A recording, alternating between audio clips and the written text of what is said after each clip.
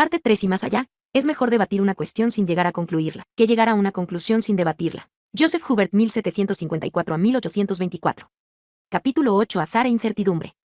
El principio de incertidumbre de Heisenberg, que se ve hoy como el dato central de la teoría cuántica, no fue aceptado de forma inmediata por sus colegas, sino que necesitó cerca de 10 años para alcanzar esta elevada posición. A partir de los años 30, sin embargo, puede que su papel haya sido valorado excesivamente. La idea surgió tras la visita de Schrödinger a Copenhague en septiembre de 1926, con ocasión de su famosa observación a Bohr acerca de los malditos saltos cuánticos. Heisenberg se dio cuenta de que una de las principales razones por las que Bohr y Schrödinger a veces parecían estar duramente enfrentados era un conflicto entre conceptos distintos. Ideas como posición y velocidad, o spin, más tarde, no tienen el mismo significado en el mundo de la microfísica que en el mundo ordinario. Así que, ¿cuál es el significado, y cómo pueden relacionarse ambos mundos? Heisenberg volvió a la ecuación fundamental de la mecánica cuántica. PQQP igual a barra diagonal I. Y demostró, a partir de ella, que el producto de las incertidumbres en la posición, Q, y en el momento, P, tiene que ser siempre mayor que. La misma regla sobre incertidumbre se aplica a cualquier par de lo que se llaman variables conjugadas, variables que multiplicadas entre sí han de tener dimensión de acción. Como, las unidades de acción son energía por tiempo, y el otro par importante de tales variables es la energía, E, y el tiempo, T. Los conceptos clásicos del mundo cotidiano también existen en el mundo atómico, afirmó Heisenberg, pero solo pueden emplearse en la forma restringida que las relaciones de incertidumbre revelan. Cuanto con más precisión se conozca la posición de una partícula, tanto más imprecisamente conoceremos su momento, y viceversa. El significado del principio de incertidumbre. Estas sorprendentes conclusiones fueron publicadas en Zeitschrift for Physik en 1927, pero mientras teóricos como Dirac y Bohr, familiarizados con las nuevas ecuaciones de la mecánica cuántica, apreciaron inmediatamente su significado. Muchos experimentadores vieron en las conclusiones de Heisenberg un reto a sus habilidades. Creyeron que Heisenberg afirmaba que sus técnicas no eran lo suficientemente buenas como para medir simultáneamente la posición y el momento, y trataron de diseñar experimentos que le demostraran que estaba equivocado. Pero fue un intento inútil, ya que se basaban en algo que él no había dicho. Este malentendido está aún vigente, en parte a causa de cómo se enseña con frecuencia la idea de incertidumbre. El mismo Heisenberg utilizó el ejemplo de la observación de un electrón para precisar su idea. Solo se pueden ver las cosas mediante su observación, lo que implica el impacto de fotones de luz sobre ellas y sobre nuestros ojos. Un fotón no altera mucho a un objeto como una casa, por lo que no es de esperar que una casa se vea afectada porque se la observe. Para un electrón, en cambio, las cosas son bastante diferentes. En primer lugar, un electrón es tan pequeño que se debe usar energía electromagnética de una longitud de onda corta para poder observarlo, con ayuda de instrumentos especiales. La radiación gamma de este tipo es muy energética, y cualquier fotón de la radiación gamma que tras rebotar en un electrón pueda ser detectado por el dispositivo experimental habrá cambiado drásticamente la posición y el momento del electrón. Si el electrón está en un átomo, el mismo acto de observarlo mediante un microscopio de rayos gamma puede incluso desalojarlo del átomo. Todo ello da una idea general sobre la imposibilidad de medir, con absoluta precisión y simultáneamente, la posición y el momento de un electrón. Pero lo que el principio de incertidumbre plantea es que, de acuerdo a la ecuación fundamental de la mecánica cuántica, no existen cosas tales como un electrón poseyendo simultáneamente una posición precisa y un momento preciso. Esto presenta implicaciones de largo alcance. Como Heisenberg escribe al final de su artículo en Zeitschrift, no podemos conocer, por principio, el presente en todos sus detalles. Aquí es donde la teoría cuántica se libera del determinismo de las ideas clásicas. Para Newton sería posible predecir por completo el futuro si se conociera la posición y el momento de cada partícula del universo. Para los físicos modernos, la idea de tan perfecta predicción no tiene sentido, porque no se puede conocer la posición y el momento con precisión absoluta ni siquiera de una partícula. A la misma conclusión se llega a través de las diferentes versiones de las ecuaciones, la mecánica ondulatoria, las matrices de Heisenberg-Born-Jordan y los números Q de Dirac, si bien este último tratamiento puede considerarse el más conveniente al evitar toda comparación física con el mundo de cada día. Dirac estuvo a punto de llegar a las relaciones de incertidumbre antes que Heisenberg, en un artículo en Proceedings of the Royal Society en diciembre de 1926, señaló que en la teoría cuántica es imposible contestar a cualquier cuestión que se refiera a valores numéricos simultáneos de Q, Y, P, aunque es de esperar, sin embargo, que se pueda contestar a cuestiones en las que solo Q o solo P adquieran valores numéricos dados. Hasta la década de los 30 los filósofos no resaltaron las implicaciones de estas ideas en el concepto de causalidad, según el cual todo suceso está causado por otro suceso específico, y en el problema de predecir el futuro. Mientras tanto, aunque las relaciones de incertidumbre habían sido deducidas a partir de las ecuaciones fundamentales de la mecánica cuántica, algunos expertos influyentes comenzaron a enseñar la teoría cuántica partiendo de las relaciones de incertidumbre. Wolfgang Pauli influyó de manera esencial en esta tendencia. Escribió un importante artículo enciclopédico sobre la teoría cuántica que comenzaba con las relaciones de incertidumbre, y animó a un colega, German Wall, a empezar su libro de texto Theory of Groups and Quantum Mechanics prácticamente del mismo modo. Este libro se publicó originariamente en alemán en 1928 y en inglés, por Methuen, en 1931. Los dos juntos, el libro y el artículo de Pauli, marcaron el tono de una generación de textos típicos. Los estudiantes formados con estos textos se convirtieron, en algunos casos, en profesores a su vez y transmitieron el mismo estilo de enseñar a las nuevas generaciones. Como resultado, a los estudiantes universitarios actuales se les introduce en la teoría cuántica a través de las relaciones de incertidumbre 51. Esto es un accidente peculiar de la historia. Después de todo, las ecuaciones básicas de la teoría cuántica llevan a las relaciones de incertidumbre, pero si se parte de estas no hay forma de deducir las ecuaciones cuánticas fundamentales. Lo que es peor, la única forma de introducir la incertidumbre sin las ecuaciones es utilizar ejemplos, como el microscopio de rayos gamma para la observación.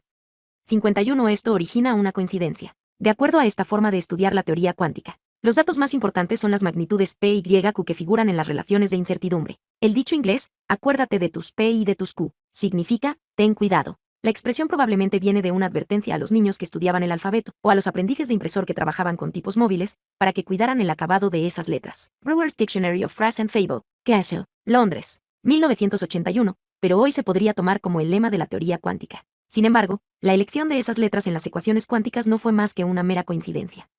De electrones, lo que inmediatamente hace que la gente piense que la incertidumbre se refiere exclusivamente a limitaciones experimentales, y no a una verdad fundamental sobre la naturaleza del universo. Así, se aprende una cosa, después se da marcha atrás para aprender otra, y luego se vuelve adelante para descubrir que es exactamente lo que se aprendió al principio. La ciencia no es siempre lógica, ni tampoco lo son los que enseñan ciencia. Este sistema ha producido unas generaciones de confundidos estudiantes y unos malentendidos sobre el principio de incertidumbre. Estos errores no los ha de compartir el lector, sino que debe descubrir las cosas en el orden correcto. Sin embargo, si no se está demasiado preocupado por las sutilezas científicas y se desea penetrar en el extraño mundo cuántico, tiene mucho sentido comenzar con una exploración de ese mundo a través de un sorprendente ejemplo de su peculiar naturaleza. En el resto de este libro, el principio de incertidumbre no pasará de ser la menos peculiar de las cosas que se tratará.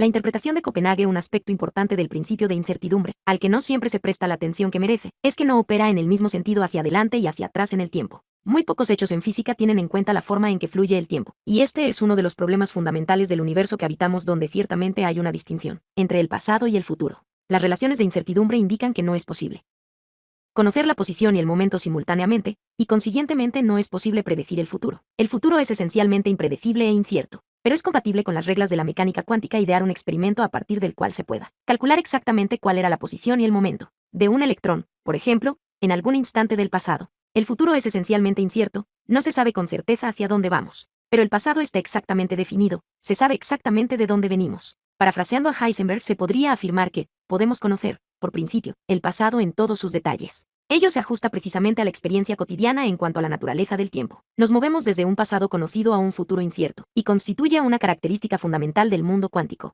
Puede estar ligado a la dirección del tiempo que se percibe en el universo a gran escala. Otras implicaciones más extrañas serán discutidas más adelante. Mientras los filósofos se esforzaban por aclarar las intrigantes implicaciones de las relaciones de incertidumbre, para Bohr representaron algo así como el relámpago que iluminó los conceptos entre los que había caminado a ciegas durante cierto tiempo. La idea de complementariedad, según la cual ambas descripciones, la ondulatoria y la corpuscular, son necesarias para comprender el mundo cuántico, aunque de hecho un electrón no es una onda ni una partícula, encontró una formulación matemática en la relación de incertidumbre que establecía la imposibilidad de un conocimiento simultáneo y preciso de la posición y el momento.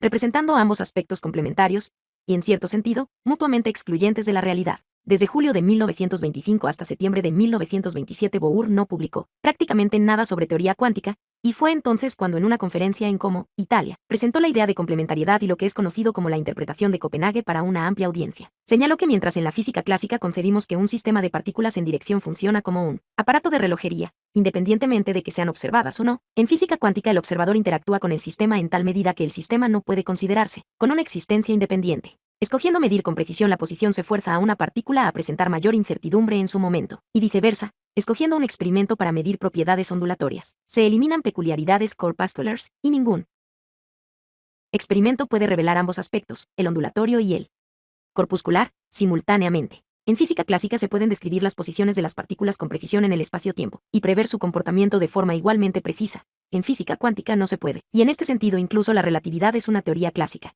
Hubo de pasar mucho tiempo para que estas ideas se desarrollaran y para que su profundo significado fuera captado. Hoy, las características de la interpretación de Copenhague se pueden explicar y entender más fácilmente en términos de lo que pasa cuando se efectúa una observación experimental. En primer lugar, se ha de aceptar que el mero hecho de observar una cosa la cambia y que el observador forma parte del experimento. Es decir, no hay un mecanismo que funcione independientemente de que se le observe o no. En segundo lugar, Toda la información la constituyen los resultados de los experimentos. Se puede observar un átomo y ver un electrón en el estado de energía A, después volver a observar y ver un electrón en el estado de energía B. Se supone que el electrón saltó de A a B, quizás a causa de la observación. De hecho, no se puede asegurar siquiera que se trate del mismo electrón y no se puede hacer ninguna hipótesis sobre lo que ocurría cuando no se observaba. Lo que se puede deducir de los experimentos, o de las ecuaciones de la teoría cuántica, es la probabilidad de que si al observar el sistema se obtiene el resultado A, otra observación posterior proporciona el resultado B. Nada se puede afirmar sobre lo que pasa cuando no se observa, ni de cómo pasa el sistema de A a B, si es que pasa. Los malditos saltos cuánticos, ¿qué tanto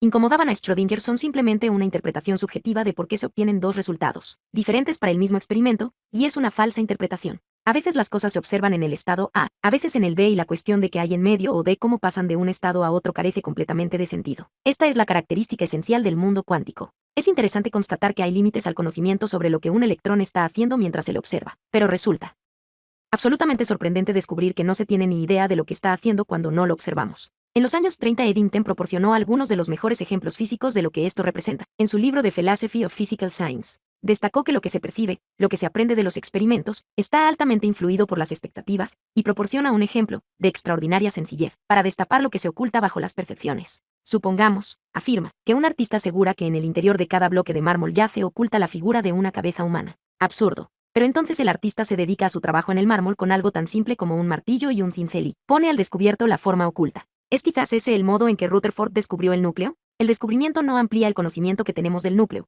afirma Eddington. Nadie ha visto nunca un núcleo atómico. Lo que se observa son los resultados de los experimentos, que se interpretan en términos de núcleos. Nadie encontró un positrón hasta que Dirac sugirió que podían existir. Hoy los físicos aseguran conocer mayor número de las llamadas partículas fundamentales que elementos distintos hay en la tabla periódica. En los años 30, los físicos estaban intrigados a causa de la predicción de otra nueva partícula, el neutrino, que se requería para poder explicar sutilezas de las interacciones entre espines en algunas desintegraciones radiactivas. No me satisface la teoría del neutrino, afirma Eddington. No creo en los neutrinos. Pero, voy a arriesgarme a decir que los físicos experimentales no tendrán la suficiente ingenuidad como para fabricar neutrinos. Desde entonces, se han descubierto neutrinos de 3 variedades diferentes, más sus 3 diferentes antivariedades, y otras clases de especies han sido postuladas. ¿Pueden tomarse realmente las dudas de Eddington en sentido literal? Es posible que el núcleo, el positrón y el neutrino no existieran hasta que los experimentalistas descubrieron la clase de cincel, apropiado para revelar su aspecto. Tales especulaciones afectan a la lógica básica, pero son cuestiones bastante sensatas para plantearlas en el mundo cuántico.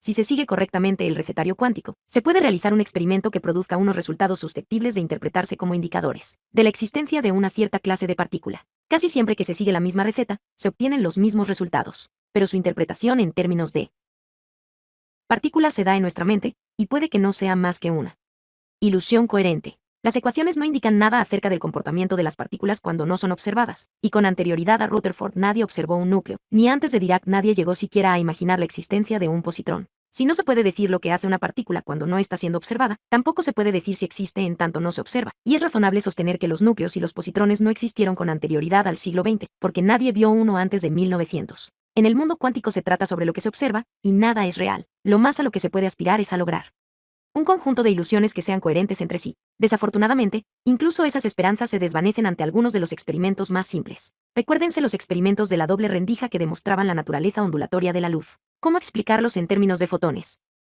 El experimento de los dos agujeros, uno de los mejores y más conocidos profesores de mecánica cuántica en los últimos años ha sido Richard Feynman, del California Institute of Technology. El tercer volumen de su obra Feynman Lectures on Physics, publicado a principios de los años 60, es un texto típico comparable a otros textos universitarios. El autor ha participado en charlas de divulgación sobre el tema, tales como su serie en la televisión BBC en 1965, publicada bajo el título de Character of Physical Lab. Nacido en 1918, Feynman alcanzó su apogeo como físico teórico en los años 40, cuando participó en el establecimiento de las ecuaciones de la versión cuántica del electromagnetismo, llamada electrodinámica cuántica. Recibió el premio Nobel por este trabajo en 1965. El lugar especial de Feynman en la historia de la teoría cuántica lo ocupa como un representante de la primera generación de físicos que se formó con la base de la mecánica cuántica ya vigente, y con todas las reglas fundamentales establecidas. En tanto que Heisenberg y Dirac tuvieron que trabajar en un ambiente cambiante, donde las nuevas ideas no siempre aparecían en el orden correcto, y la relación lógica entre un concepto y otro, como en el caso del spin, no resultaba obvia inmediatamente. Para la generación de Feynman, desde el principio, todas las piezas del rompecabezas se habían descubierto y habían sido colocadas en su sitio tras un considerable esfuerzo, no del todo apreciable a simple vista. Por esta razón, mientras Pauli y sus continuadores pensaron, más o menos fríamente, que las relaciones de incertidumbre eran el punto de partida apropiado para la discusión y la enseñanza de la teoría cuántica, Feynman y aquellos profesores de las últimas décadas que se preocupan personalmente por la lógica en lugar de reproducir las ideas de las generaciones anteriores, han partido de un punto diferente. El elemento básico de la teoría cuántica, afirma Feynman en la primera página del volumen de lectures dedicado a la mecánica cuántica, es el experimento de la doble rendija. ¿Por qué? Porque este es un fenómeno que resulta imposible, absolutamente imposible, explicarlo clásicamente, y que contiene la esencia de la mecánica cuántica. En realidad, contiene el único misterio, las peculiaridades básicas de la mecánica cuántica. Fig. 8a1. Un haz de electrones que pasa a través de una rendija simple produce una distribución con la mayoría de las partículas detectadas en línea con la rendija. En la primera parte de este libro se ha tratado, al igual que hicieron los grandes físicos del primer tercio de siglo, de explicar las ideas cuánticas en términos del mundo cotidiano. Ahora, comenzando por el misterio central, ha llegado el momento de desembarazarse de la experiencia cotidiana, en la medida de lo posible, y explicar el mundo real en términos de la teoría cuántica. No hay analogías que se pueda transportar desde la experiencia ordinaria al mundo del cuánto, y el comportamiento cuántico no ha de ser algo familiar. Nadie sabe cómo es que el mundo cuántico se comporta como lo hace, todo lo que se sabe es que lo hace así. Hay que ajustarse únicamente a dos premisas. La primera es que tanto las partículas, electrones, como las ondas, fotones, se comportan de la misma forma. Las reglas del juego son consistentes. La segunda es que, como Feynman anticipó, solo hay un misterio. Si se logra llegar a pensar en términos relativos al experimento de la doble rendija, hay más de media batalla ganada, ya que, cualquier otra situación en mecánica cuántica, resulta que puede siempre explicarse diciendo, ¿recuerdas el caso del experimento con los dos agujeros? Es el mismo hecho. 52. El experimento es el siguiente. Imagínese una pantalla de cualquier clase, una pared, incluso, con dos pequeños agujeros en ella. Puede tratarse de rendijas largas y estrechas, como en el famoso experimento de Young con la luz, o de pequeños orificios redondeados. Es lo mismo. A un lado de esta pared hay otra que lleva incorporada un detector de alguna clase. Si se está experimentando con luz, el detector puede ser una superficie blanca en la que se pueden ver bandas brillantes y oscuras, o puede ser una placa fotográfica que se estudia tras ser revelada. Si se trabaja con electrones, la pantalla puede recubrirse de detectores de electrones, o se puede imaginar un detector móvil que puede desplazarse a voluntad para contar el número de electrones que llegan a algún punto particular de la pantalla. Los detalles no son importantes, en la medida que se disponga de alguna forma de registrar lo que sucede en la pantalla. Al otro lado de la pared con los dos agujeros, hay una fuente de fotones, electrones, o de lo que sea. Puede ser una lámpara o un cañón de electrones como el que dibuja la imagen en una pantalla de TV. Tampoco aquí son. 52 de Character of Physical Lab, página 130. Importantes los detalles. ¿Qué sucede cuando los objetos pasan a través de los agujeros y llegan hasta la pantalla? Es decir, ¿qué figura consiguen que forme el detector?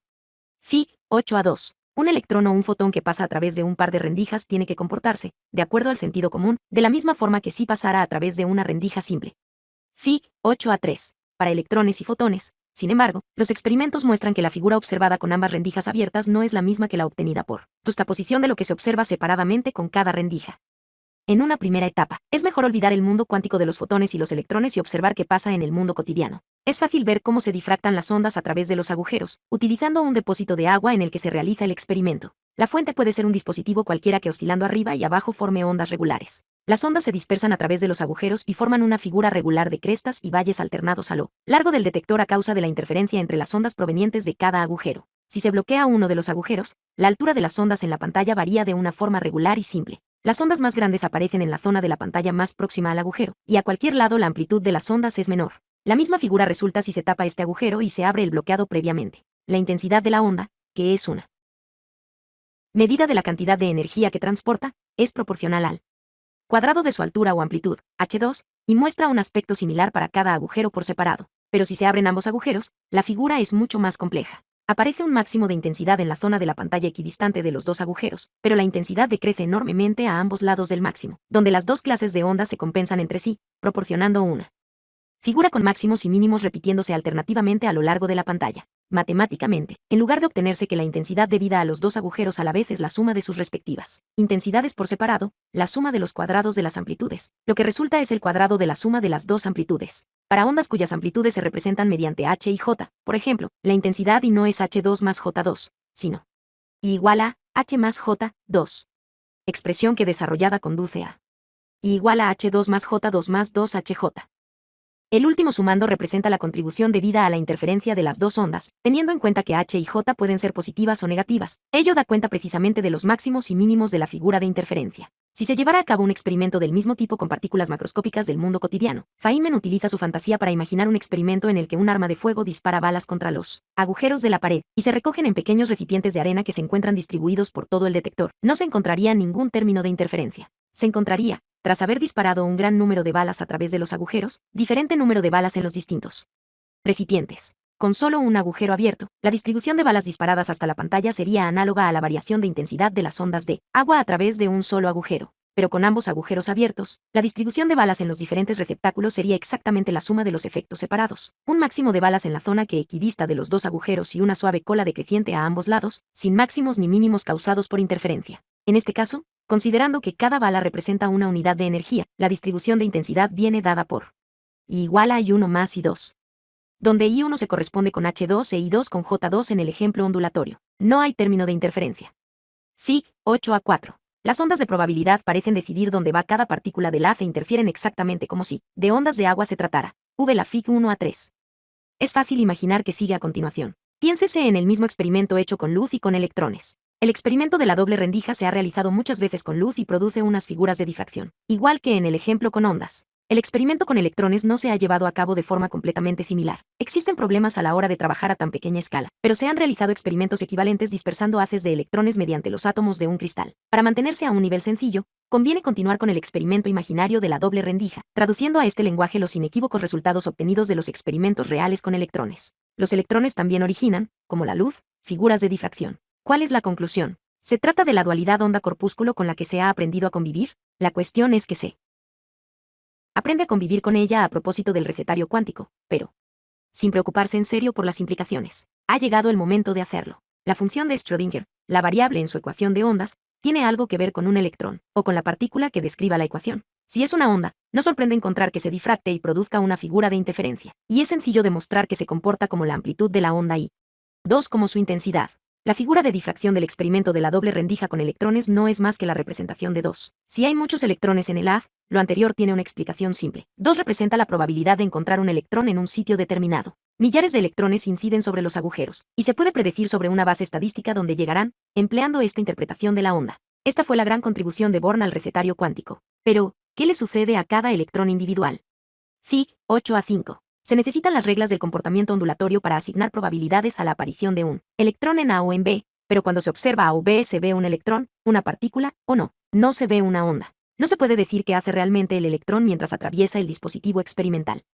Se puede entender sin gran dificultad que una onda, de agua, por ejemplo, puede pasar por los dos agujeros de la pared. Una onda es algo disperso, pero un electrón todavía parece una partícula, aunque se le asocien propiedades ondulatorias. Es natural pensar que cada electrón individual debe, con seguridad, pasar a través de un agujero o del otro. Se puede ensayar experimentalmente el bloqueo alternativo de los agujeros. Si se hace, se obtiene en la pantalla la distribución usual en experimentos con una única rendija, cuando se abren simultáneamente los dos agujeros. Sin embargo, no aparece la figura suma de las dos individuales, como sería el caso para las balas. En su lugar, se obtiene una figura de interferencia de ondas. Y aún se mantiene esta distribución si se ralentiza el funcionamiento del disparador hasta el punto de que en cada instante solo un electrón esté atravesando el dispositivo. Un electrón solo puede pasar por un agujero, cabe pensar, y luego llegar al detector. Entonces se dispara otro electrón y así sucesivamente, tras una paciente espera para que llegue al detector.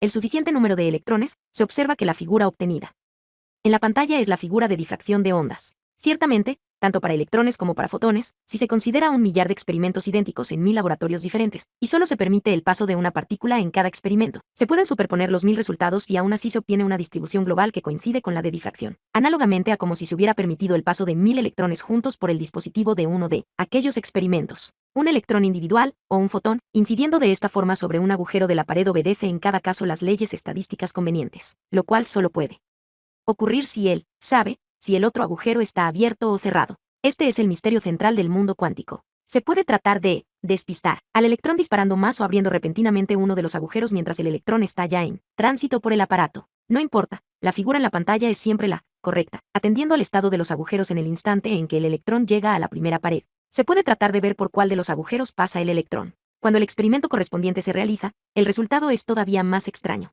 Imagínese un dispositivo que registre el paso de un electrón por un agujero sin impedirle seguir su camino hacia el detector.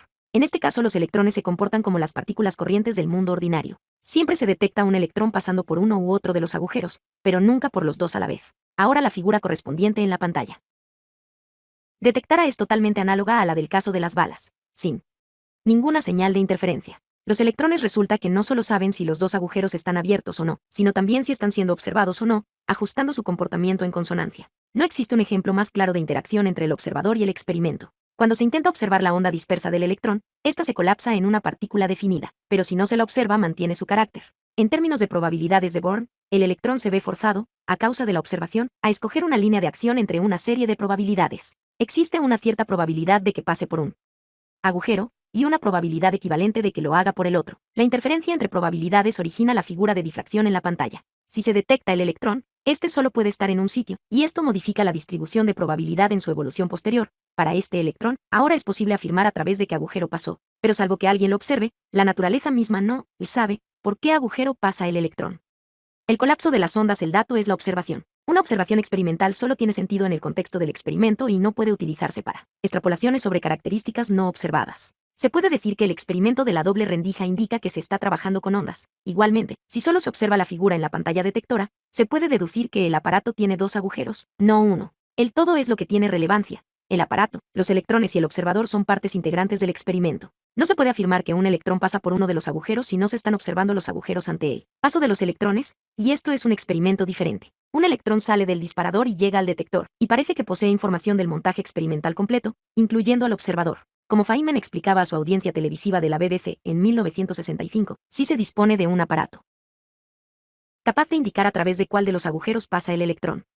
Solo entonces se puede afirmar que pasa por uno o por el otro, pero si no se posee un aparato para determinar por cuál de ellos pasa el electrón, no se puede afirmar nada con seguridad. Concluir que el electrón pasa bien por uno o por el otro de los agujeros cuando no se le está observando es originar un error, afirmó. El término holista se ha convertido en una palabra de uso tan equívoco que es dudoso adoptarlo. No obstante, no hay vocablo más apto para describir el mundo cuántico. Es holista. Las partes están, en cierta medida, en interacción con el todo. Y el todo no se refiere exclusivamente al montaje experimental. El mundo parece reservarse todas sus opciones, todas sus probabilidades, que están tan abiertas como sea posible. Lo extraño de la usual interpretación de Copenhague del mundo cuántico es que es el acto de observar al sistema físico lo que le obliga a seleccionar una de sus opciones, que entonces se hace real. En el más sencillo experimento con los dos agujeros, la interferencia de las probabilidades puede interpretarse en términos del electrón, que, tras abandonar el disparador, se desvanece desapareciendo de la vista, y es sustituido por una colección de electrones fantasmas, cada uno con un camino diferente hasta llegar a la pantalla detectora. Los fantasmas interfieren entre sí y cuando se observa la detención de los electrones en la pantalla se encuentran las huellas de esta interferencia,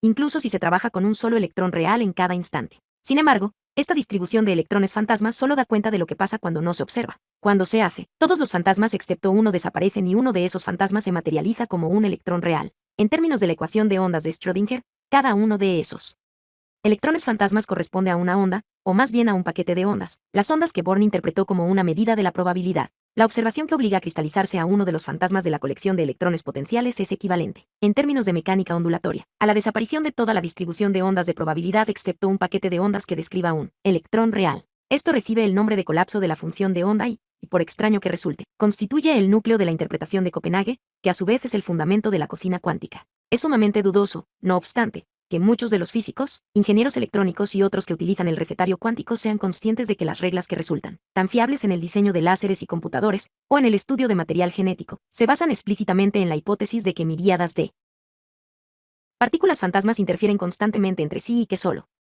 se funden en una única partícula real cuando la función de onda se colapsa durante una observación. Y lo que aún es peor, en cuanto se detiene la observación del electrón, o de lo que sea, este se desdobla inmediatamente en una nueva colección de partículas fantasmas, cada una siguiendo su propio camino aleatorio a través del mundo cuántico. Nada es real salvo que sea observado, y cesa de ser real en cuanto se detiene la observación. Es posible que la gente que utiliza el recetario cuántico lo haga por la familiaridad de las ecuaciones matemáticas. Feynman explica la receta básica de forma simple. En mecánica cuántica, un suceso es un conjunto de condiciones iniciales y finales, ni más ni menos. Un electrón abandona el disparador a un lado del dispositivo experimental, y el electrón llega a un detector particular al otro lado de la pared. Eso es el suceso. La probabilidad de un suceso viene dada por el cuadrado de un número que es, esencialmente, la función de onda de Schrödinger. Si hay más de una forma en que el suceso puede ocurrir, estando abiertos los dos agujeros, entonces la probabilidad de cada suceso posible, la probabilidad de que el electrón llegue a un detector determinado, viene dada por e cuadrado de la suma de las funciones de onda, y aparece interferencia. Pero si se efectúa una observación para descubrir cuál de las alternativas ocurre en realidad, detectar por qué agujero pasa el electrón, la distribución de probabilidad es justamente la suma de los cuadrados de las respectivas funciones de onda, y el término de interferencia desaparece, la función de onda se colapsa. La física en este caso resulta imposible de aplicar, pero las matemáticas son claras y simples, son ecuaciones familiares a cualquier físico. En tanto que se evite preguntar el significado de lo que hace, no hay problemas. Pregúntese por qué el mundo ha de ser así, y el mismo Feynman tiene que contestar, no tenemos ni idea. Si se insiste en solicitar una imagen física de lo que ocurre, se encontrará todas las explicaciones disueltas en un mundo de fantasmas donde las partículas solo parecen reales cuando se las observa, y donde incluso propiedades como el momento y la posición son únicamente artilugios de las observaciones. No es sorprendente que muchos físicos de prestigio, incluyendo a Einstein, hayan dedicado décadas enteras a tratar de encontrar vías alternativas a esta interpretación de la mecánica cuántica. Sus intentos, que serán descritos brevemente en el capítulo siguiente, han fallado todos, y cada nuevo fallo en los conatos por acabar con la interpretación de Copenhague ha reforzado la base de esta imagen de un mundo fantasmal de probabilidades, preparando el terreno para continuar más allá de la mecánica cuántica y para desarrollar una imagen nueva del universo holista. La base para esta nueva imagen es la expresión última del concepto de complementariedad, pero aún queda por explicar otra difícil teoría antes de poder pasar a las implicaciones. Reglas complementarias. La relatividad general y la mecánica cuántica se toman normalmente como los dos grandes triunfos de la física teórica del siglo XX, y el deseo de todo físico es lograr una verdadera unificación de ambas en una gran teoría. Sus esfuerzos, como se verá, están proporcionando ciertamente notables avances en el conocimiento de la naturaleza del universo. Pero aquellos esfuerzos no parecen tener en cuenta el hecho de que en un sentido estricto las dos imágenes del mundo pueden resultar irreconciliables. En su primera exposición de lo que se dio en llamar la interpretación de Copenhague, alrededor de 1927, Bohr señaló el contraste entre descripciones del mundo en términos de una pura coordinación espacio-temporal, una causalidad absoluta, y la imagen cuántica, donde el observador interfiere con el sistema sujeto a observación y es una parte del mismo sistema. Las coordenadas en el espacio-tiempo representan la posición. La causalidad se basa en el conocimiento preciso de las cosas que están ocurriendo, esencialmente en el conocimiento de sus momentos. Las teorías clásicas suponen que se pueden conocer ambas a la vez. La mecánica cuántica demuestra que la precisión en la coordinación del espacio-tiempo se paga con incertidumbre, en el momento y, por tanto, en la causalidad. La relatividad general es una teoría clásica, en este sentido,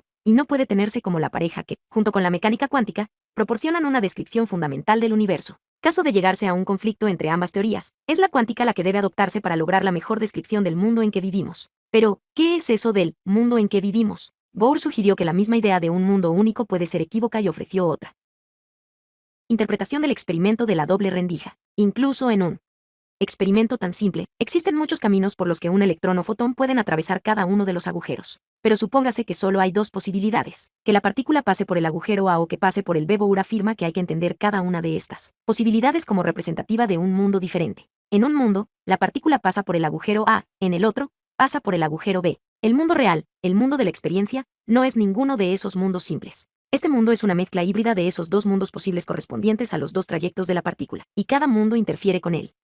Otro. Si se observa por cuál de los agujeros pasa el electrón, ya solo hay un mundo porque se elimina la otra posibilidad, y en este caso ya no hay interferencia. No son exactamente electrones fantasmas lo que Bohr infiere de las ecuaciones cuánticas, sino realidades fantasmas, mundos fantasmas que solo existen cuando no son observados. Imagínese este simple ejemplo elaborado hasta el punto de implicar no solo dos mundos unidos por un experimento de doble rendija, sino miríadas de colecciones de realidades fantasmas correspondientes a las miríadas de formas según las cuales cada sistema cuántico del universo puede evolucionar. Considérese cada posible función de onda para cada partícula posible, o cada valor permitido para los números Q de Dirac. Combínese esto con el problema de que un electrón en A sabe si el agujero B está abierto o cerrado, y que, en principio, sabe el estado cuántico de todo el universo. Ahora será fácil comprender por qué la interpretación de Copenhague fue atacada tan duramente por alguno de los expertos, que comprendió sus más profundas implicaciones, a pesar de que otros también expertos, aunque molestos por tales implicaciones, encontraran convincente la explicación. Sin embargo, muchas personas totalmente despreocupadas por las implicaciones últimas, procedieron felizmente a utilizar el recetario cuántico, colapsando funciones de onda y todo lo que ello conllevaba,